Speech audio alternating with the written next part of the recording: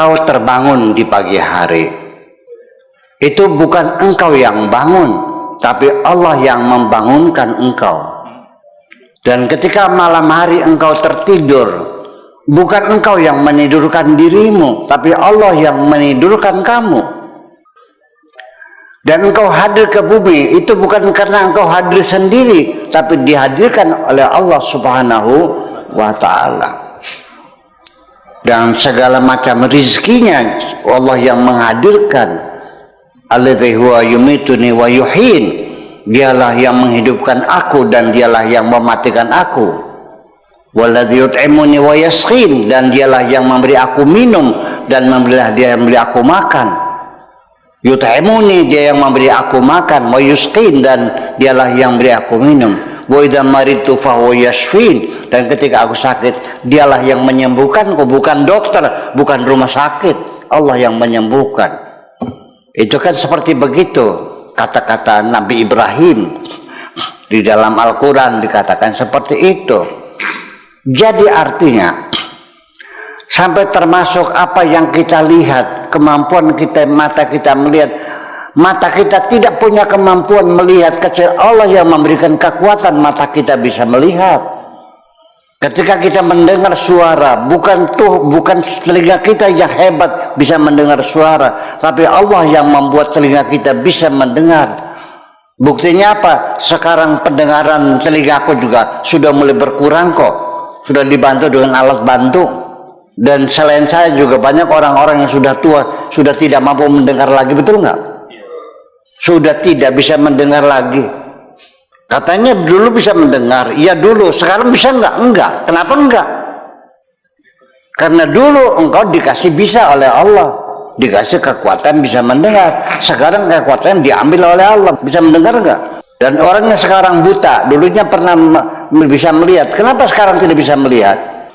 Iya, jadi bukan karena zat mata itu sendiri bisa melihat, karena memang diberi oleh Allah bisa melihat. Nah, termasuk akhirnya kehendakmu, keinginanmu, hayalmu, imajinasimu, cita-citamu itu juga didorong oleh Allah. Ketika engkau bercita-cita ingin membangun kehidupan yang bahagia, yang membuat cita-citamu ingin bahagia adalah Allah juga. Dan ketika Anda bergerak melaksanakan cita-citanya, ya, mencari istri yang soleha, anak-anaknya disekolahkan ke pesantren-pesantren, sekolah-sekolah agama yang baik, kemudian tiap hari anak-anak dibimbing sholat, itu adalah semuanya yang menggerakkan oleh Allah. Berapa banyak orang datang meminta doa kepada saya, anaknya supaya mau berangkat sekolah, tapi ternyata anak saya sendiri nggak berangkat sekolah kok. Iya kan, semacam itu. Nah, ketika Bapak Daeng Nur berkehendak, punya keinginan, punya cita-cita ingin ikut mengaji dengan Buya Sakur di YouTube Wamima TV, itu pun bukan kehendak Bapak Daeng Nur, didorong oleh Allah untuk ikut. Maka terima kasih kepada Allah dan terima kasih kepada Bapak Daeng Nur. Itu aja persoalannya. Nah, ketika Allah akan memberikan sesuatu kepada Bapak Daeng Nur, sesuatu apa saja, pertama-tama kali Allah akan mendorong keinginan muncul dalam diri kita. Apabila Allah ingin memberi sesuatu, maka Allah akan menciptakan keinginan dalam diri kita untuk meminta kepada Allah. Saya ulang lagi. Ketika Allah ingin memberi sesuatu kepada kita, maka kita akan didorong oleh Allah untuk meminta kepada Allah. Di mana buktinya? Ada orang datang minta lancar rezeki. Saya kasih amal-amalan, dia mengatakan bahwa saya banyak hutang. Ya, hutangnya miliaran hutangnya. Kalau tidak bisa bayar, rumah saya disita. Ya, rumah saya, mobil saya disita.